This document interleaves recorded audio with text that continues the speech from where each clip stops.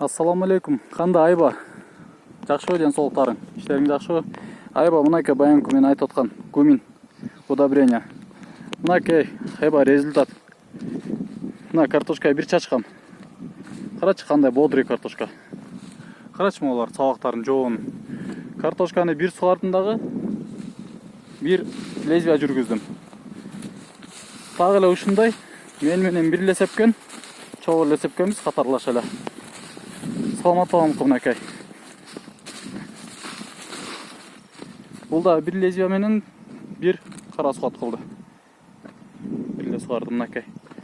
Экөөбүздүкүнүн айырмасы мына. Мына картошка.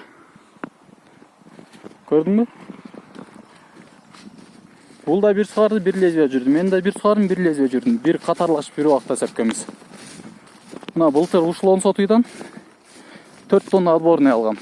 Плюс үйрөндүк өзүнчө 20 сетка. Мына ошол эле үйрөнүп кайра сепкен быйыл.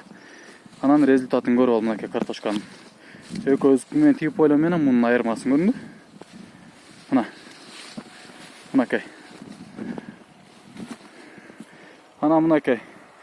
Начар чыгып калды деп аткан кара бедем. 2 жолу чачкам. Бир сугаргам. Уже оонап калды мына. Подсебим начар чыгып калган мынакей. Эми кандай результаты кандай болду? Оонуп атат. Так что атайын эмгек кылып себип аткандан кийин картошканы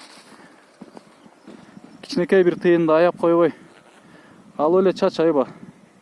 Өкүнбөйсүң. Кийин рахматыңды айтасың күзүндө. Мына.